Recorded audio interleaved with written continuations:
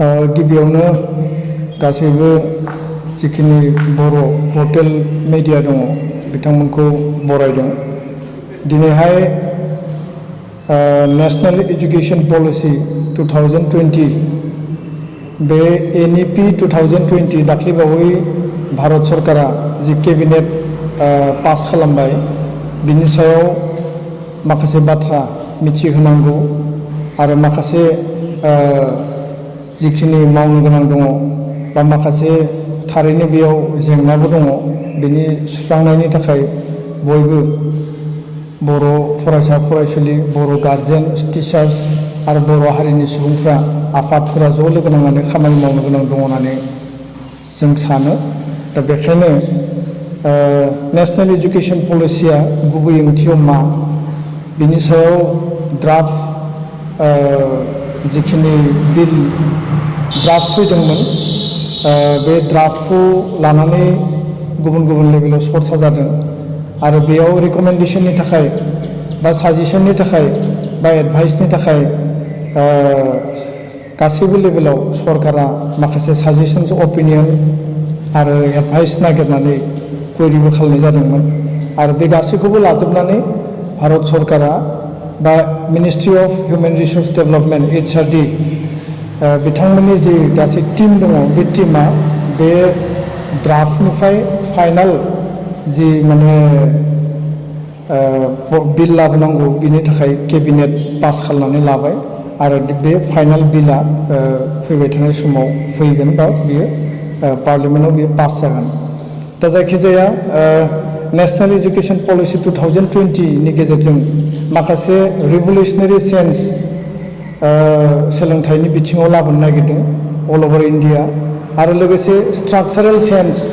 आथिखालनि जि सोलोंथाइनि सिस्टेम दङ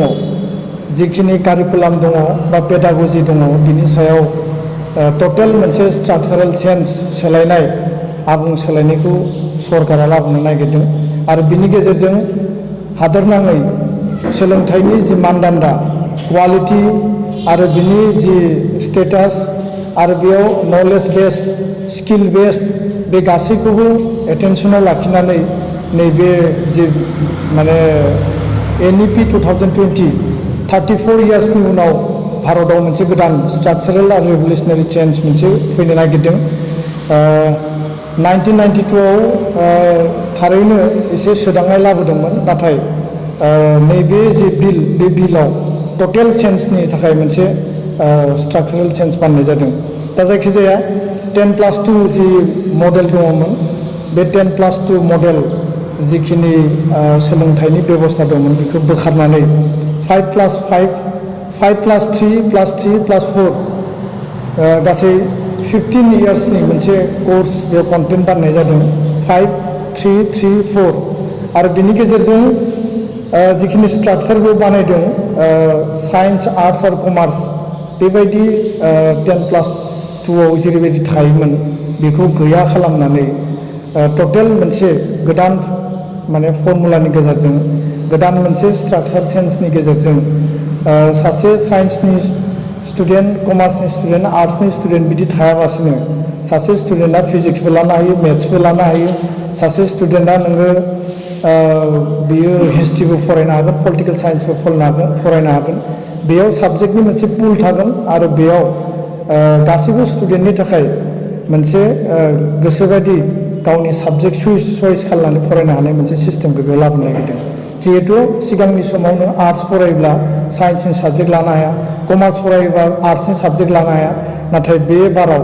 गासैबो स्टुडेन्टआ गावनि चयस मथे नोङो गुबुन गुबुन एरियानि डिसिप्लिननि साबजेक्टखौबो बेयाव फरायनो हागोन। दा बेखायनो बे फ्लेक्सिबिलिटिखौ बेयाव दोननाय जादों आरो कारिकुलार आरो पेडागजिकेल स्ट्राक्चारखौ बेयाव सोलायनानै होनाय जादों। दा जि 5 जि फाउन्डेशन स्टेजनि बाथ्रा बुंनाय जादों बेयाव गिबियावनो सासे फरायसाया जिखिनि प्रि प्राइमारि बर'आव जेरै जों बिथराइ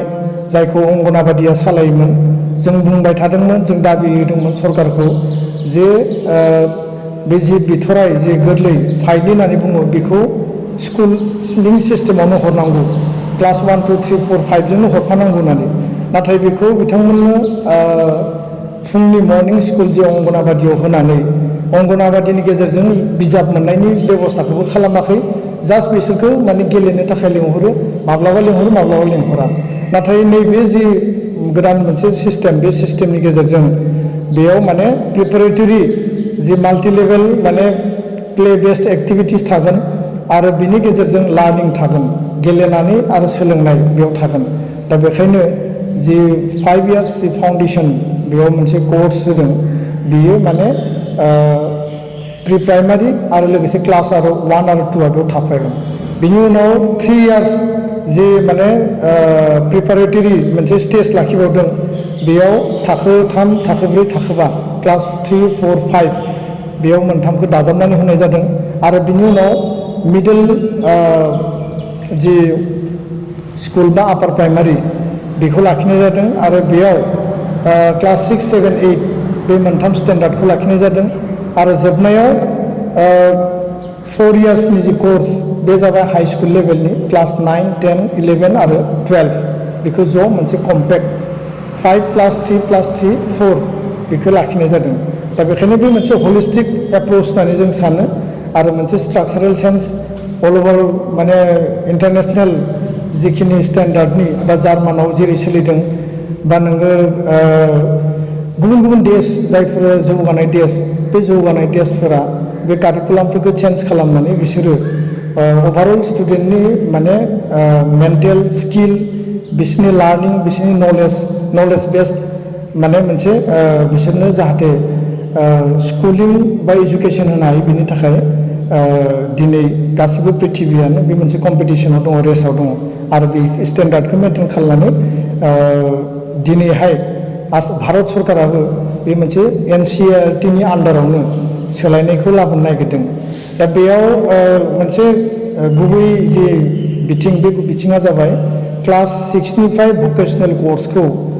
कम्पालसरि खालामनानै सिगाङाव जोङो थिउरिटिकेलल' फरायोमोन बा जोङो थिउरि बेस्ड लार्निं खालायोमोन नाथाय एबाराव भकेसनेल कर्स लाफानानै बे भकेसनेल कर्सनि गेजेरजों सासे स्टुडेन्टआ प्रेक्टिकेलबो आरो थिउरिबो मोननैबो फरायगोन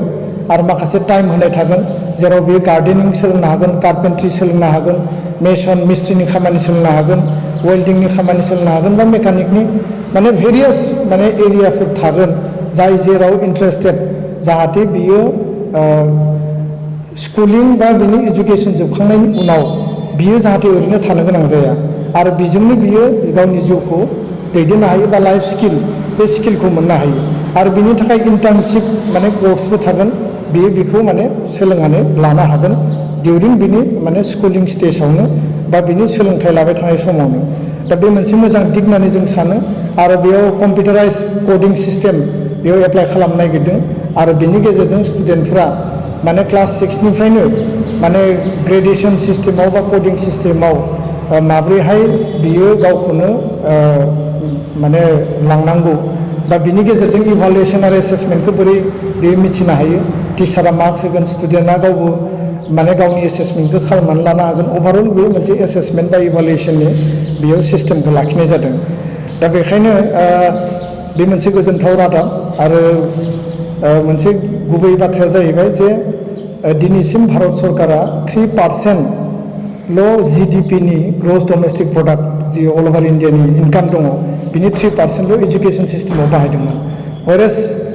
भारतनि जायफोर माने एकाडेमिसियान इन्टेलेक्सुवेल बिसोरो बुंबोबाय थादों दल संगठनफ्रा बुंदों जे एजुकेसनाव मर माने जोङो फाइनेन्स बा मर बाजेट जोङो लानांगौ आरो बिनि थाखाय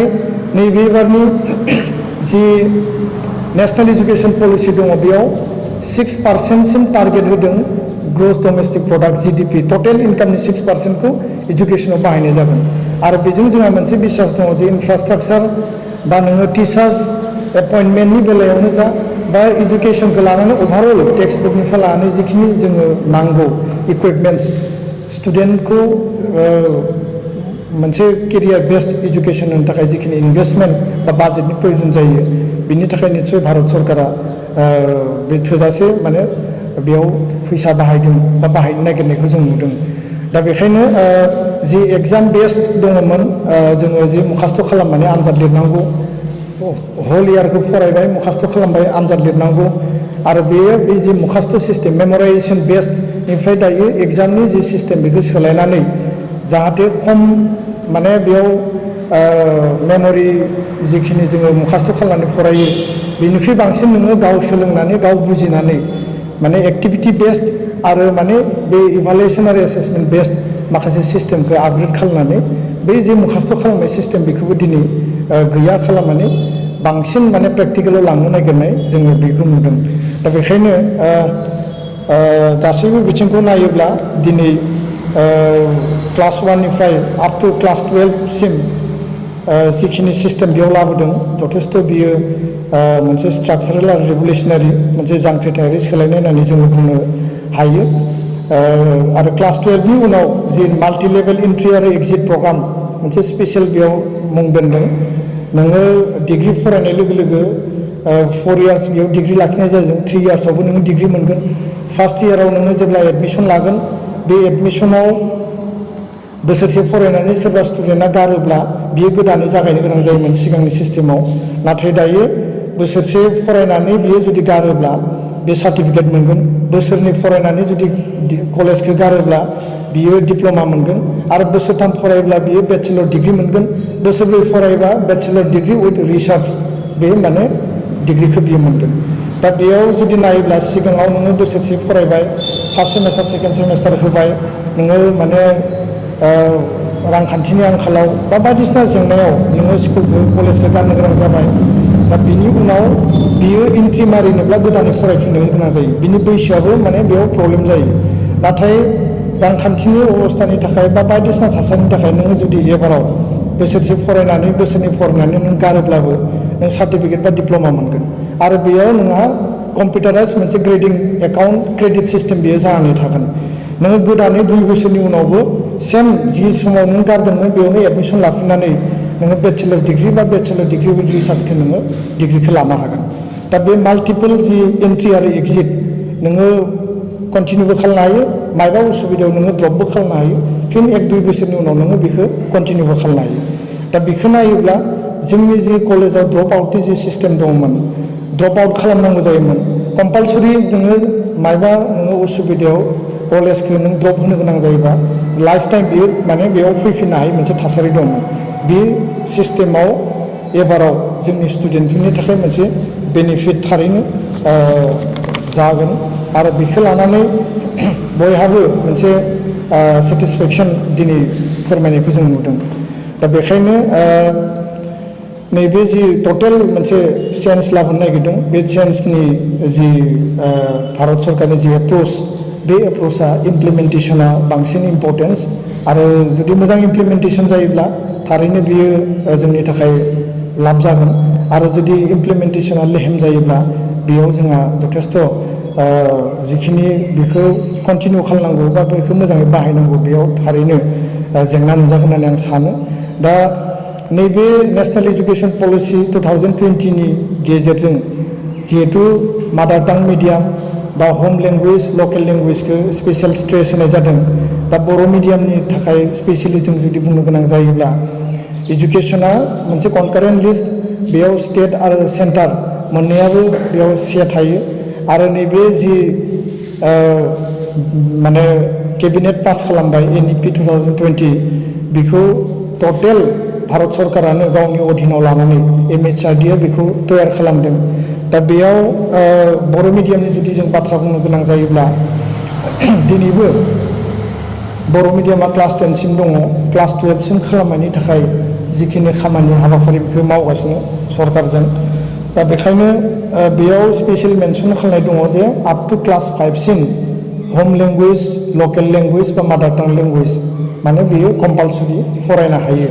बा बेखौ एक्सटेन्सिभलि क्लास 8सिमबो फरायनो हायो होननानै बेयाव लिरनाय दङ दा जि इंलिश मिडियामनि जि माने कम्पालसरि बेयाव जि प्रेसार दंमोन बेखौ गुबुन गुबुन स्टेटआ भारतआ जिहेतु माल्टि लेंगुवेज मोनसे कान्ट्रि आरो बेयाव दासिम माने 8 सिडुलाव हाबनाय लेंगुवेजफोरा जोंहा जिखिनि जिहेतु 22टा दङ आरो बिनि उनावबो गोबां माने बेयाव डाइलेक्ट्सफोर दङ गोबां रायज्लायजानाय माखासे दिनैबो मिडियाम हिसाबै हाबाखै बेयो साबजेक्ट हिसाबै फरायजायो दा बे बेलायाव बर' मिडियामनि बाथ्राखौ जों जुदि बुंनो नांगौब्ला नैबे जि रिभलिउसनारि आरो स्ट्राक्चारेल जि मोनसे चेन्ज लाबोनो नागिरनाय बेजों खाब जानानै बर' मिडियामखौ जुदि लांनो गोनां जायोब्ला बेयाव मादार टां मिडियामखौ स्ट्रेस होदों आरो बेखौ लानानै जोङो गोजोननाय मोनदों। एबसुनिफ्राय जों गोजोननाय फोरमायदों जिहेतु जोंहा थाखो 10 सिम दंखायो आरो थाखो 12 सिम खालामनायनि बाथ्रा बेयाव दङ। बिनि गेजेरजों जोङो इंलिसखौ बा राष्ट्र भाषाखौ जोङो हिन्दीखौ अलरेडि साबजेक्ट हिसाबै जों फरायखायो। दा बेखाय लेंगुवेजनि बिथिङाव जेबो जेंना नुजानाय नङा होननानै आं सानो आरो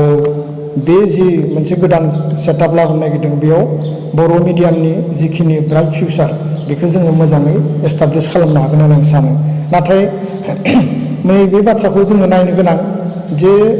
जिखिनि सिस्टेम जिखिनि स्ट्राक्चारेल चेन्ज बेयाव लाबोनो नागिरदों बिनि गेजेरजों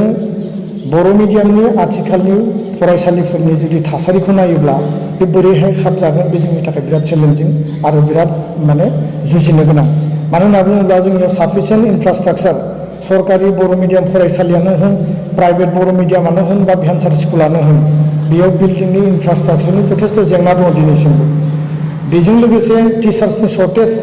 दिनै जोङो मोजां टिचार एभेलेबेल जों मोननो थाङा। जिर' टिचार सिंगल टिचारजों गोबां स्कुला सोलिनानै दङ। गोबां फरायसालिया दिनै थैलांबाय टिचार गैयिनि थाखाय। दा बेखौ नायोब्ला नैबेयाव जे टिचार्सनि क्वालिटिनि आरो टिचार्स एभेलेबिलिटिया बेयाव नांगोन जिहेतु भकेसनेल कर्स आरो मेन कर्स बेयाव लांनायनि बाथ्रा बुंदों। दा बेखाय जोंनियाव जिहेतु साफिसियेन्ट टिचार गैया साफिसियेन्ट टिचारखौ जिहेतु रेगुलाराइज दिनैसिमबो खालामनो हायाखै। टेट एपइन्टमेन्टखौ होदों टेट क्वालिफाइड दङ नाथाय बिसोरनि रेगुलारिटिया दिनैसिमबो जायाखै। दा बेबायदि मोनसे जेंनायाव सर्टेज अफ टिचारनि जेंनायाव नैबे जे जोङो नैबे ट्रेन्डजों जे लांनांगौ बे जोंनि थाखाय बिराद जुजिनो गोनां। फारसेथिं जोंहा गोबां भेन्सार स्कुल दङ दिनैसिमबो प्रभिन्सियेलाइज जायाखै आरो नैबे सिस्टेमखौ जुदि जों रान खालामनांगौबा बे फरायसालिफोरा बाउन्ड बियो सरकारि जाथारनांगोन आरो सरकारि खालामनो हायाब्ला जोङो बै फेसिलिटिफोरखौ मोननाय नङा। 6% GDP इनभेस्टमेन्टनि बाजेटनि जि बाथ्रा बुंदों बे भेन्सार स्कुलफोराव बिल्डिं लुनाय टिचार्सनो दरमा होनाय टेक्सट बुक लाइब्रेरिनिफ्राय लानानै टयलेट जिखिनि इनफ्रास्ट्राक्चार नांगौ बेखौ बै स्कुलफ्रा मोननाय नङा। दा बेबायदियाव बर' मिडियामनि 30-40% स्कुला दिनैसिमबो भेन्सार स्कुलाव दङ। दा बिफोर इमप्लिमेन्टेसन 2021-22 टारगेट होदों बिनि सिगांनो जोङो बर' मिडियामनि बांसिन स्कुलफोरखौ मेक्सिमाम स्कुलखौ जोङो सरकारि खालामनांगोन आरो बे जोंनि थाखाय बेसेबांबा मोनसे चेलेन्जिं मोनसे टास्क। दा बेखायनो नैबे जि जेंना बे जेंनाखौ जोङो जुदि मोजाङै फोजोबनांगौब्ला दिनैनि समाव बर' मिडियामखौ लानानै स्पेसियेलि खामानि मावनो गोनां दङ आरो बर' मिडियामनि जि फरायसालि बेयाव जुदि इमप्लिमेन्ट खालामनांगौ जायोब्ला जिहेतु बे इमप्लिमेन्टेसना बाव आरो बिनि स्ट्राक्चारेल चेन्जेसा जिहेतु फैखाबाय दा बेखायनो जों जि दाबिबाय थादोंमोन जे directorate of education for Bodo' medium बे डाइरेक्टरेटखौ जोङो जुदि दानानै लानो हायोब्ला स्कुलखौ जों जुदि प्रभिन्सियेलाइज खालामनानै लानो हायोब्ला टिचार्स जेराव जेराव गैया टिचार्स गैयिनि थाखाय दिनै स्कुला थैबाय टिचार्स गैयिनि थाखाय स्टुडेन्ट एनरलमेन्टआ खम जानायनि थाखाय दिनै एमालगेमेसन खालामबाय दिनै मार्जार खालामबाय गोबां बर' मिडियाम LP स्कुला दिनै खमायबोबाय। नगाव मरिगाव बर' मिडियाम स्कुलनि संख्या 0 जानायनि लामायाव गोबां जायगायाव बेबायदि मोनसे थासारि वेरेस नों बिटिआर रिजननि मोनब्रै जिल्लायावबो दिनै बर' मिडियामनि अबस्थाया मोजां नङा। दिनै बर' मिडियामाव एनरलमेन्ट खमायदों आरो टिचार्स गैयिनि थाखाय स्कुला मार्ज जादों नङाबा एमालगेमेसन जादों। दा बेखायनो डाइरेक्टरेट अफ इडुकेसन जि बर' मिडियाम बिटिआर सुक्तियाव लिरजानाय दङ स्कुल प्रभिन्सियेलाइजेसना बिटिआर सुक्तियाव दङ आनकन्डिसनेल भाबै बर' मिडियामनि स्कुलखौ सरकारि खालामनाय बे गासिबो खामानिखौ जोङो बिफोर इमप्लिमेन्टेसन जों मावना लाजोबनांगोन आरो इनफ्रास्ट्राक्चारखौ खालामनांगोन आरो लोगोसे जोंहा जे टेक्सट बुकनि जेंना दङ एकाडेमिक सेसना आरम्भ जायो 6 माससिमबो जोंनि लेखाया फैया क्लास 9-10नि लेखाया फैया LP स्कुल ME स्कुलनि लेखाया फैया। दा बेखायनो बे जे बिजाब माल्टि लेभेल जोंनो जे मोनसे टेक्सट बुक नांगौ नेसनेल इन्टारनेसनेल लेभेलनि बा स्टेट लेभेलनि माखासे लेखाखौ ट्रान्सलेसन खालामनानै बर' मिडियामाव जोङो लार्निं होनांगौ। नैबे जि NEP 2020 बेयाव गासैबो बे बेबस्थाया दङ। दा बेखायनो नैबे टेक्सट बुक फर्मुलेसननि बेलायावबो टेक्सट बुक पाब्लिकेसननि बेलायावबो जोङो बिनि सायाव इम्पर्टेन्स होनांगोन आरो ओभारअल बर' मिडियामखौ नैबे स्ट्राक्चारजों जों जुदि खाब जाहोनांगौब्ला साफ्रोमबो बर' फरायसा फरायसुलि बर' गार्जेन बर' गोरों गोरा एकाडेमिशियान जायफोर प्रिन्सिपाल बा जायफोर एजुकेसनिस्ट दङ जोङो टीम हिसाबै खामानि मावनांगोन दल संगठना टीम हिसाबै खामानि मावनांगोन दा बेखायनो माखासे चेलेन्जेसआ दङ आरो माखासे जेंनायाबो दङ दा बिनिखौ लानानै बे इमप्लिमेन्टेसना बोरै जागोन प्रेक्टिकेल बिनि बाहायनाया बबे सिस्टेमाव जागोन बे गासैबो बिथिंखौ जों जुदि नायनानै आवगायनो हायोब्ला बर' मिडियामनि फरायसालिफ्रा लाब जागोन आरो जों जुदि बेखौ इमप्लिमेन्ट खालामनायनि सिगांनो जों जुदि जेंनाखौ फोजोबना लानो हायाब्ला जोङो जुदि प्रभिन्सियेलाइजेसन खालामनो हायाब्ला टिचार्स एपइन्टमेन्टखौ खालामनो हायाब्ला टेक्सट बुकनि जेंनाखौ फोजोबनो हायाब्ला बा नोङो नैबे जि इनफ्रास्ट्राक्चारनि बिल्डिंनिफ्राय लानानै केम्पासनि जिखिनि दङ बे बेबस्थाखौ जों जुदि खालामनानै वेल इकुइप खालामना लानो हायाब्ला बेयाव जे माल्टि लेभेल लार्निं टिचिं जागोन स्टुडेन्टनि नाम्बार्सआबो बारायगोन बेखौ जोङो लांनायाव थारैनो जिखिनि टारगेट होदों 2025आव माने स्टुडेन्टफोरनि एक्सप'जारखौ 50% लांनांगौ माने माल्टिपल एंगेलाव आरो 2030आव माने जि 4 इयार्स BA डिग्री होनानै माने टिचार्सनि जेसेबां माने बेयाव क्वालिटि नांगौ बेखौ जे माने साफिसियेन्ट खालामनांगौ बे माखासे टारगेटफोरखौ जोङो सम मथे मोनहैनो हानाय नङा